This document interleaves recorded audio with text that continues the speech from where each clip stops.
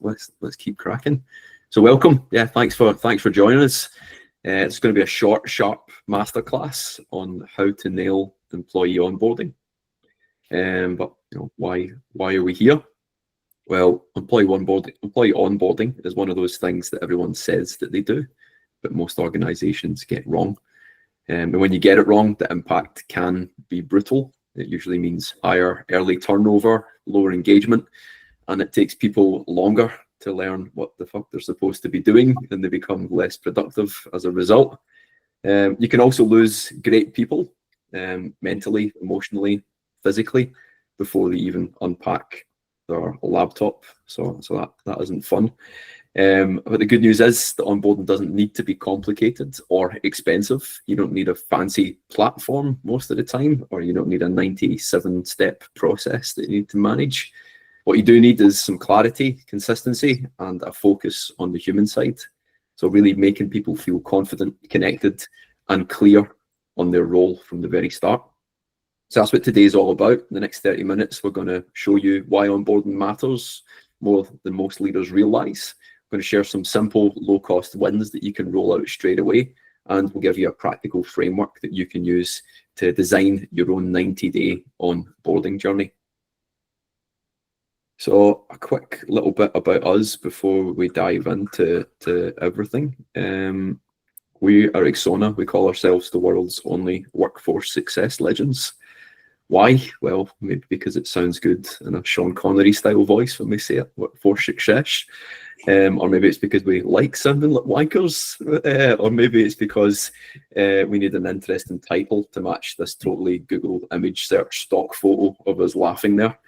Or actually, the real reason we call ourselves this is because we do HR consulting a little differently, and we help you actually get shit done, and we do what no other consultancy in Australia does in HR. We measure impact, and that can be pretty legendary.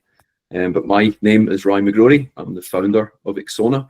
My background is in strategy, culture, and well-being, and I've worked with organizations across different industries to turn people challenges into business wins. And also on this call, who'll be presenting pretty shortly is Clint Strahan. He's an organisational psychologist and our go-to expert on the psychology of performance, belonging, and engagement. He's hard into the science of people and culture, and I think what that means is he reads minds. But basically, Clint makes it his mission to know exactly why your people and your leaders behave the way they do and how to make them stick around. Together, we kind of bring the mix of strategy and behavioral science that makes onboarding and everything else in the people space actually work without the usual BS that you're used to getting. So when we talk about who we work with, it's pretty simple. We partner with HR leaders who are right in the thick of it, from local legends making a big impact in their communities to national brands with thousands of employees. So what we run you through today is the things we know works in all different environments. But the people we work with all have the one thing in common, and that's the pressure to deliver. They need people strategies, they need onboarding strategies that actually work without the fluff, and they need solutions to the big hairy challenges that we all know around attraction, engagement, and retention. So our role is to try and get cut through, keep things simple, and move the needle quickly. But enough about us. I'm going to hand you over to Clint now, who's going to talk all about his experiences with onboarding. Clint, off you go. Well, it was a bit of a baptism of fire for me. So Ryan and I both worked at UE, and I can see other people on the call here that were also at UE Insurance. So it's not a very old business. It started around 2009. I joined, I think, 2014, 2015. So pushing, getting up to 1,000 odd people, and I was there till about 21. And so I was there through like a period of rapid growth, lots changing, and thousands of new hires into that business over the years. And probably on average, we were bringing in 50 people a month, but sometimes over 100. So, hiring and then onboarding, huge volumes of people was absolutely critical. And when I arrived on the scene, the focus had been on the call center because that was where all the volume was. And we had a pretty well-oiled machine in terms of onboarding for the call center. So very, very structured. People did a month of role-specific training when they started. So that was a pretty well-oiled machine, but what worked really well was we just had a really strong focus on culture and belonging and integrating people within the business. So even within that first month, people would spend lots of time up with their teams and the people they were going to work with. But when I joined, the process for onboarding in support roles and for leader roles was largely non-existent. So it was pretty much figure it out as you go.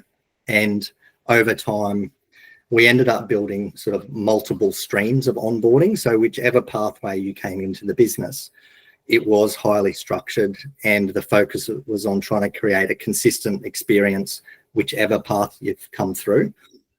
And I used to joke that we used to brainwash and UEfy people, but it's just because we were really good at bringing people in and getting them integrated into the business really quickly. And we leveraged technology where we could. So we had this internal task management system that was definitely not an onboarding system, but it could be used effectively to do a lot of those, things that needed to happen, like, workspace, and do people have computers and chairs and laptops, and can they get into the buildings, and they got parking access and all those, those sorts of things. But we took the onboarding really seriously, and we had a feedback survey that went out, I think it was about week 8 after people started, so that we could constantly get feedback on are things working as they should be, and if not, we have a chance to fix it.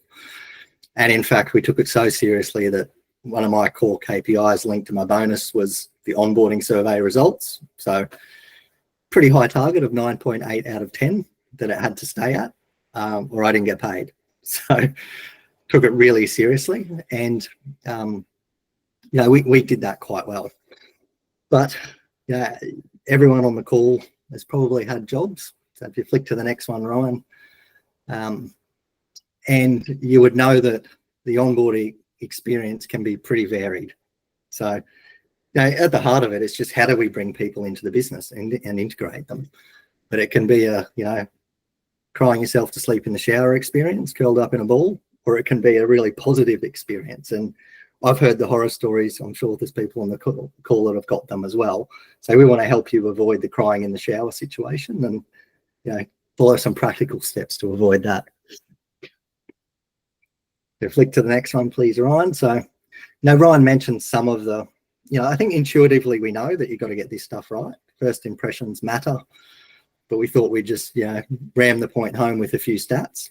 So unfortunately, most businesses suck at onboarding. So, in one of the Gallup surveys, they reckon that 88% of employees say that their onboarding experience was poor. Now, that's pretty depressing, really, because it's not that hard. But what it does mean that on the flip side, if you do it well, you're going to really stand out, and that's a good competitive advantage that you've got. And if you do it well, people are more likely to stick around. So 70% of people more likely to stay 3 years or more with a great onboarding experience. So we're going to, work on that retention there. And then, not surprisingly, if you do onboarding well, people ramp up to productivity much faster. They know what they're doing. They know what's expected. They're going to be more productive, which at the end of the day means business dollars. And we all know that turnover is a pain in the butt and can cost us a lot, particularly in those early stages. I always love the stats on the cost of turnover, range from 50 to 200%. That's a pretty big range. I don't know what the right answer is, but we know it costs us a lot. And if we can prevent that early turnover in particular, we know it's going to save us some money. So 4 really good reasons to get it right. But where does it go wrong? I think the big ones are it's not structured. It's ad hoc. People arrive and figure it out as they go. So having no structure is probably number one. And then I think a mistake a lot of businesses make is that they assume that onboarding is 1 day or 1 week, whereas it's actually a much longer time frame than that. In fact, it starts before people arrive. And we kind of think it goes to at least 90 days. So that's a good time frame. And a lot of businesses will try to dump everything on day one. I'm sure people on the call have experienced this. I remember my first job, Queensland government at a hospital. Day one, the entire day was spent in front of a computer doing all the e-learnings and reading all the policies. Like, I know it needed to be done, but a lot of businesses will pack all of that into day one and just try to do too much. It also falls down if it's just unclear who needs to do what. So, computer's not there, or the new phone's not there because no one told facilities that they needed to order the thing, and now someone's sitting there unable to do their job. And managers are they're the key in onboarding. If the manager's not on board and doing the bits they need to do, it tends to fall over. And when you ask employees what their biggest gripe is in terms of onboarding, it's always workspace and work equipment. I rocked up, a crappy old chair with stains all over it, didn't get my phone to day 5, so I couldn't even do my job. I couldn't log into systems. Those are the gripes that employees have.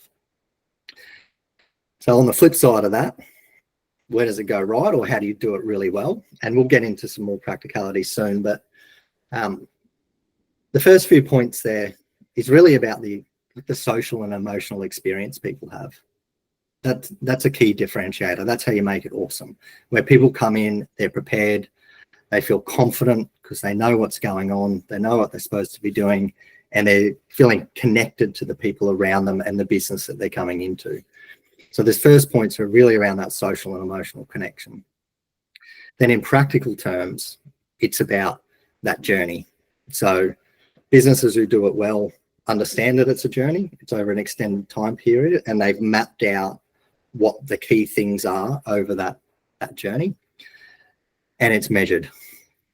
So whether it's a feedback survey or a one-on-one conversation, whatever the mechanism is, but there's mechanisms in there so you can pick up when things are or aren't working.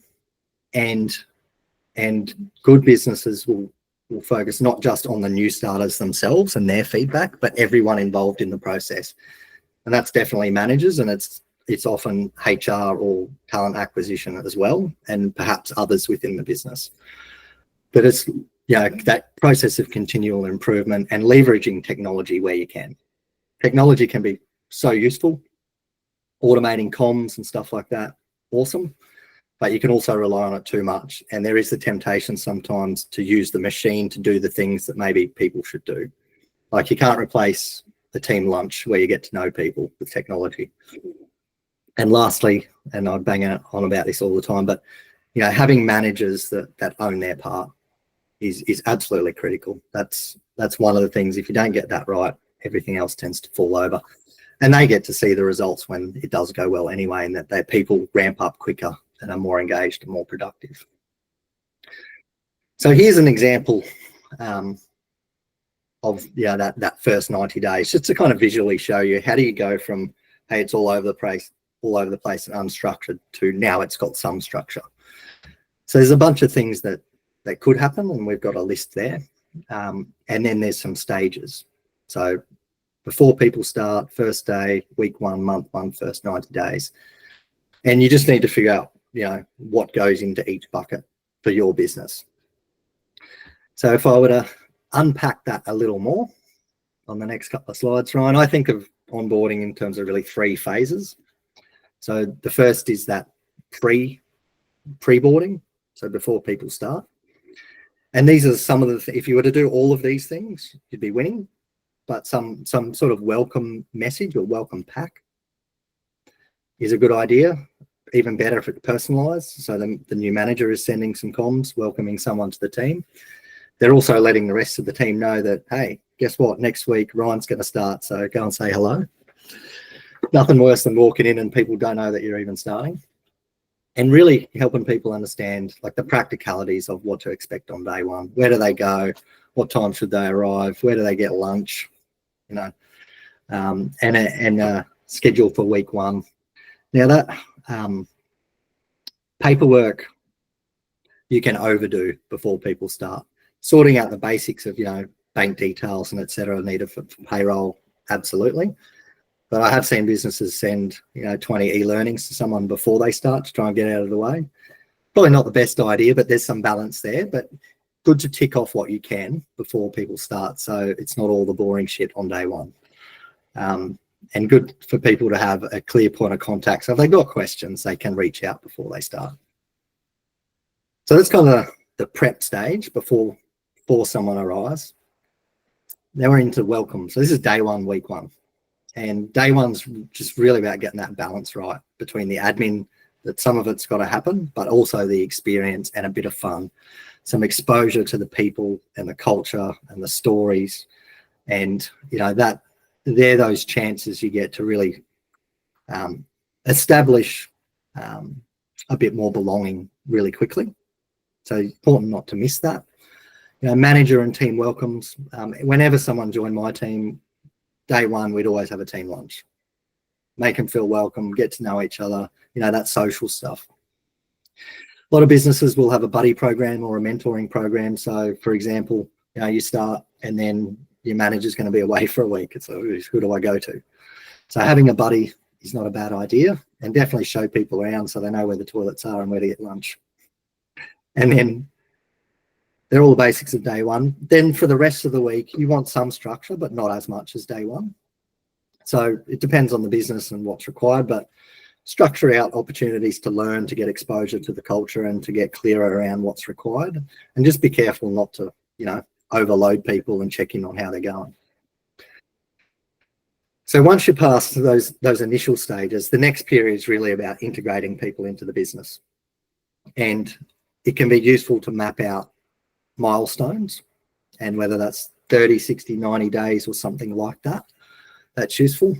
And just blending in all of the different things that you need to do, whether it's training or coaching, you know, following people around and watching what they do and learning how to do things, and getting people involved in, you know, the business activities and traditions. So inviting them along to meetings, including them on forums or committees or whatever it is that they need to do, and structuring out what the check-ins look like. Like in the manager's diary, it's booked from day one when those check-ins are going to occur.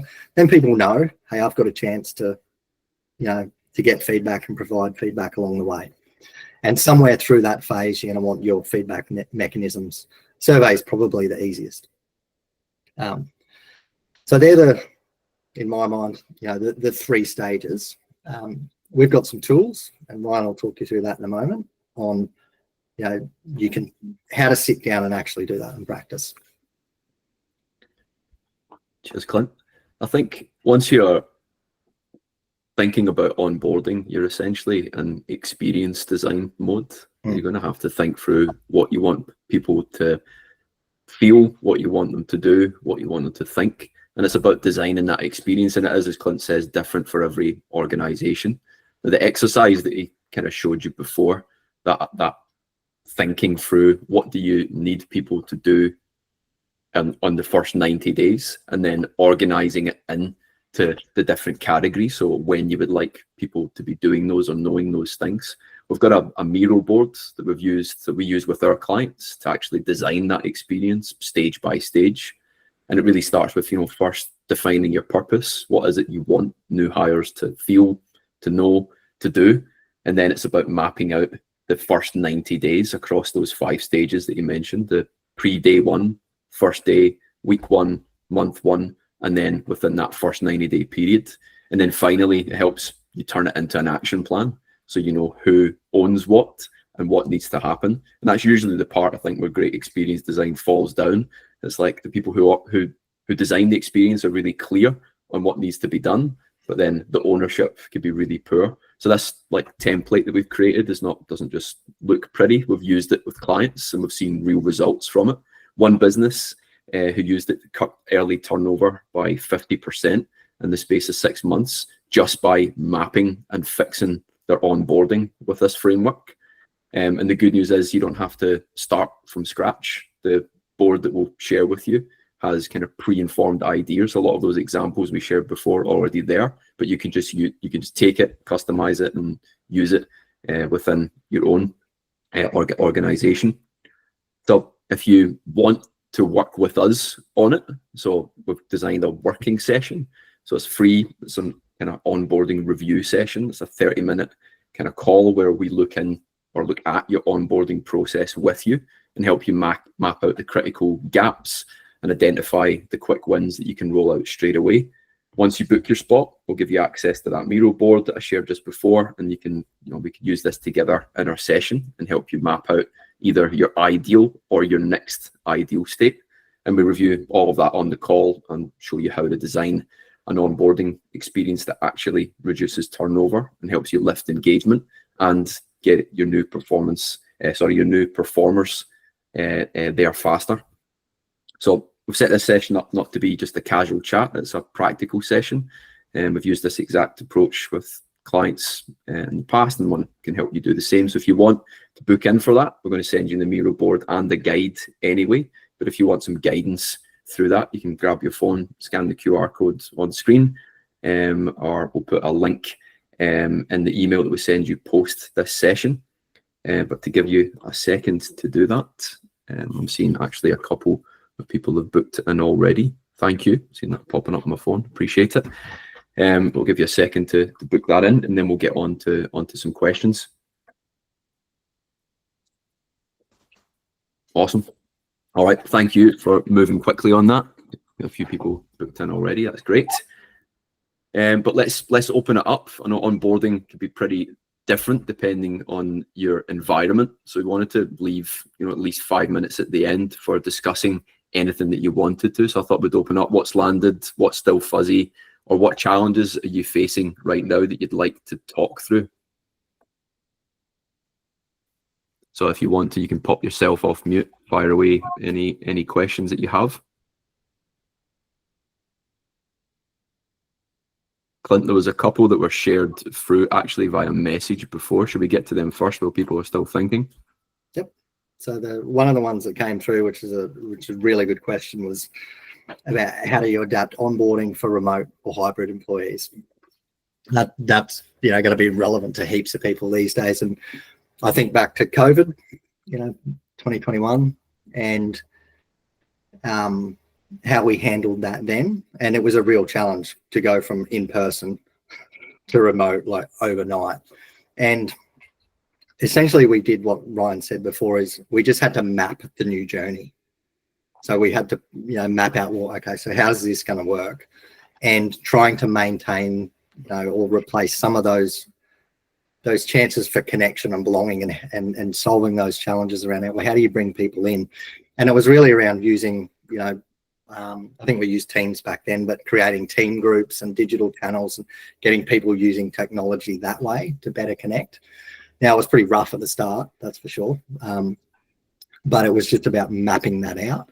And ongoing, by the time I left UE, we had mapped out, like I said, initially we had call center, we had support, we had leadership onboarding, and we had a specific stream for hybrid or remote worker onboarding. And we created sort of social groups, so groups of new starters or groups of new leaders. We would get together and have forums where they would connect once a month, for example, and just share their experiences and learn from each other. And that was something that was, that worked really well, and we got really good feedback. But what often happens is, particularly for managers, if they've got a mix, for example, of employees on-site or off-site, that was a challenge we had to deal with. And the managers just had to dedicate more time. It had to be in the diary to talk to the people who weren't on-site, because they just didn't have those, those moments of informal chats. So it just required a little more structure and a little more thought into how you manage that process. Cool. Awesome. Cheers for sharing, Clint. Any other questions? Got Viona, fire away. Thank you. Clint, you've basically answered my question around remote working and induction, I guess, planning. As I already mentioned when I started the call, I work from Perth, and I do have a lot of my team over East, which I'm hiring for. A lot of them, obviously, we've got a lot of new positions. So I've been creating a lot of the induction plans from scratch, and which can obviously, like you said, be anywhere from like 4 to 6 weeks, depending. And I guess it takes around roughly 6 months for someone to feel comfortable in their role. So I guess my question around that is, like, what is the best way to, because I have multiple teams to involve, lots of stakeholders, and this one person is actually working amongst all of the states as a client relationship manager. So I guess, how do we create a plan and like a template going forward? I've kind of executed it a little bit, but it's going to get the feedback coming back from it. But I think when you're talking to multiple stakeholders across the country, like what's the best way to kind of communicate that so that all teams are in there and I'm not working as an admin to create all of the plan for them? Oh, that's a tough one, right? Because there's shared ownership. So getting clear on own. So typically speaking, it's HR or TA who owns the design of the onboarding process, but then others within the business execute on it. So all I could say is I'd use that Miro board tool to map things out to a point you need others' input and just get them problem solving it with you. And talk to the people you have hired and get that feedback on what's worked and what hasn't, and just inform that.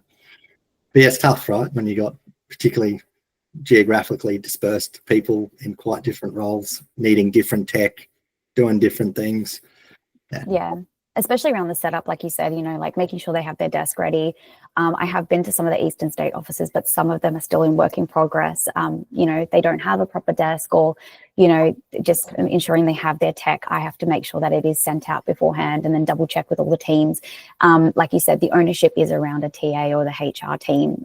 However, it is very difficult when you have that many stakeholders involved. So ensuring that their days are set up to go meet with them, sending out the calendar invites. And it's quite a big task. So I guess the ownership would eventually fall on the hiring managers to organize that, since they would already know who they want to kind of go with. But would you suggest maybe it be like the induction plan once the TA knows when they're about to start, if there's a bit of leeway, everything's kind of sorted about a week or two before they actually start, so then the hiring managers have enough time to get that sorted? Yeah. And the hiring managers, you can go full old school and they have a piece of paper checklist on what they need to do, right through to whatever tech you've got that has automated reminders and pings things off to the right people at the right time. So you'll be somewhere in there, but ensuring they've got something so that they know what to do is important. But even the little moments, like you said, sending out tech to people, you can do that and just send them stuff, but you could also do something like a welcome note from the team in there, or like there's little things you can do to make those experiences a bit nicer. Wrap it. Yeah, I like that. Yeah. There's those little things you can do. Yeah. It's a common challenge, that one, I think. I think the best way I've seen it is having the kind of shared Kanban board for leaders, employees, and HR have access to. I've liked that one. I've seen it work. I've been through it myself as well. And some of those boards can make it really clear what an employee has to do. So there could be employee-led parts of the journey, and you could space them out. I think sometimes for people when they arrive and things are clear and they're also visual, and some of those tasks are clear and who has to do what, you kind of get built in kind of multiple layers of accountability when there's a few people that have a shared checklist. That one's worked well in the past. I'm not sure if your tech will allow for it, but lots of even just a simple online list or a shared Excel sheet could do the damage sometimes. We do have one at the moment. So every time a new starter does come on board, we have I'm creating templates at the moment for every new role. However, we also have a talent acquisition and a HR system that we use, which I can generate checklists through that. So it might be worth, importing a hiring manager onboarding checklist and make sure that, they've organized everything so that they're not just freaking out when they see the induction plan. They can actually work through the steps and make sure it's done before the new starter starts. Yeah. Awesome. Yes, great. Excellent. Thanks, guys. Yeah, great idea. Brilliant. Any other challenges that anyone's having at the moment that they want to share or ask any questions about the session? Please fire away. We're going to stick around for another 10-15, so if your question's a long one, you can still ask it.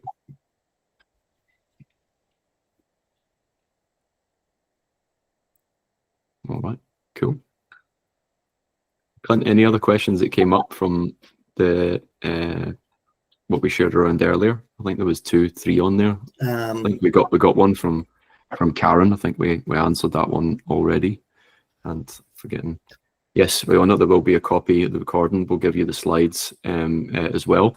And yeah, that Miro board we'll we'll share with you too. And we talked a little bit about it, but yeah, if you'd like to book in for a session, we'll show you how to work it and how we use it. But yeah, definitely.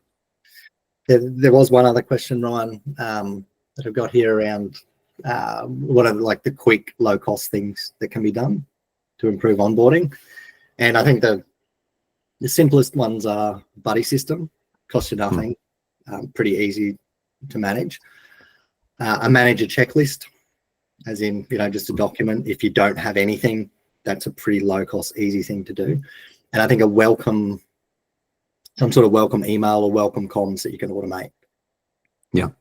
So, even I've seen some organizations do an SMS just now. That was one. Yep. We were chatting to Hungry Jack, so we've been working with them a little bit recently, and they hire 400 people a week. So the volume that they go through is crazy. It's like 11,000 something a year. It's it's mad. But yeah, they're trying to now. I think they have a new HRIS, which is made sure they've got lots of new efficiencies, and the tech side of things is done really smoothly. But their challenge was, how do we inject some personalized touches into this that are a bit more on the human side? And I think the way they do that is by giving a video SMS from the founder that welcomes everyone. So there are some ways where that works really well. Some people do get a text message from the CEO or the founder, and the smaller organizations, when maybe the volume isn't 400 a week. But that one gets some feedback. It works really well. Some other ones, maybe, was it the first week map? We've seen that one used a few times. So it's, I think, similar to what Iona was sharing. It's just having a map to guide people through their first week. Is it the structured schedule that they have to run through? Is it the training, the intros, the admin tasks? Just so it gives a bit of clarity to people, and we know that reduces stress. People don't like unknown or get given a shitload of things that they have to run through in no time period in which to complete it. Just scheduling those out can help reduce a lot of that. Stress, I suppose, from day one.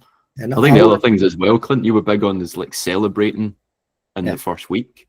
Those small touches that you mentioned, like a team lunch, or whether it's a welcome post on Slack, or it's they're low cost, but someone's got to do it. Like, they don't cost anything. But the challenge is, how do you get people to do it? The other one that, again, I reckon the survey, the onboarding survey, if you can automate it, it's low cost, easy.